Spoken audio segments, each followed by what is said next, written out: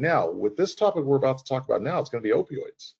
The trifecta, this is where it does shift a little bit. I tell everyone, you know, drug trends 2 + 2 does not equal 4, and they are very person specific. So in this one, it does not always apply to youth drug trends. Okay, I'm sorry, youth opioid trends. So generally, our opioids are not flavored, minus I did show you some 7-hydroxy and other things on a previous one that was flavored, but you know, a lot of times, no, we don't see a lot of flavored opioids on our streets. So that's not something we hear about a lot. And they're not always dirt cheap. They're cheaper. They're relatively cheap, but not as cheap as I find some of these other things in comparison. So it is relevant, but not as relevant as some of the other things we talked about. If that makes any sense. So let's talk about fentanyl first. Here's what basically happened. Heroin became too weak. Here's what I mean. Heroin's an incredibly powerful drug. Heroin, though, we just built up a tolerance to it. And some of our people seeking drug euphoria or going through withdrawals moved to fentanyl. What does that mean? That we have become a fentanyl society. Fentanyl is an opioid. Opioid parents means painkiller. Fentanyl is an incredibly powerful painkiller. But I need you to understand something. We are already moving past fentanyl. We are moving past fentanyl. We are going to drugs like xylazine, aka tranq. Xylazine or tranq is an animal tranquilizer that intensifies the euphoria of fentanyl. In other words, it supercharges fentanyl. The first question we should have asked, why do we have to supercharge fentanyl? When was fentanyl not strong enough? When we started becoming tolerant to fentanyl. So heroin somewhat went away. No drug completely goes away, but I hope you get my point. Heroin somewhat went away because of fentanyl. Fentanyl is starting to already evolve because of drugs like xylazine. Now, we're still climbing the ladder. Let's talk about drugs like medetomidine. Medetomidine is stronger than xylazine, and it's an animal tranquilizer also. My folks in rural America, you use these on your horses, on your cattle, on your cats and dogs. You might not own cats and dogs, but the vets do. These are what we call potentiators, parents. A drug potentiator is a drug that spikes the high and euphoria of other drugs. These are what we call drug potentiators. These potentiate the euphoria. So medetomidine potentiates drugs like fentanyl.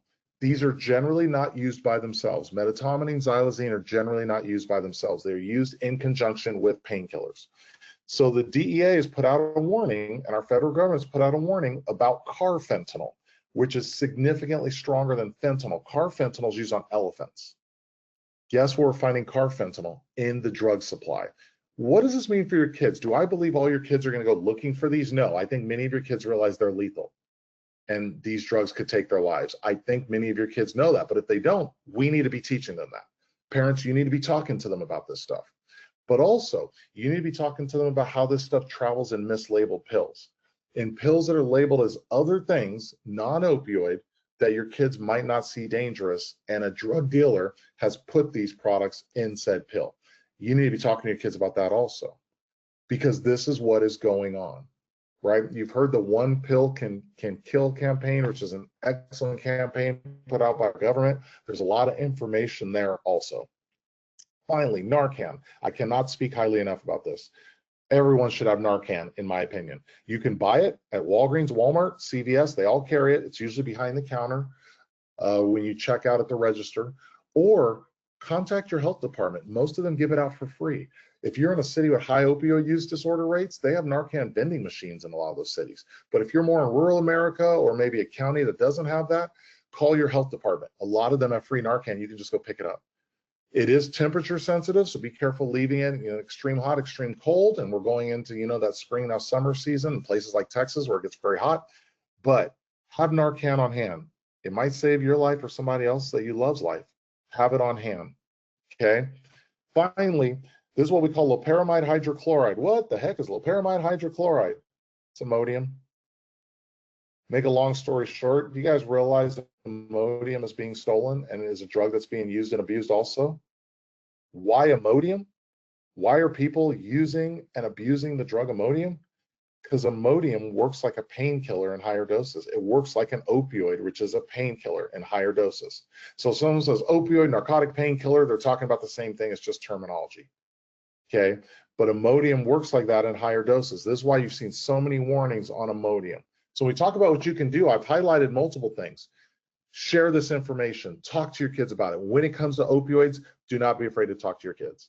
They are hearing about all this stuff. Talk to your kids about everything in the opioid world. And I mean everything, because they are going to learn about it either from you or from the streets, meaning someone else talking about it. And it's probably better if they learn from you. All right.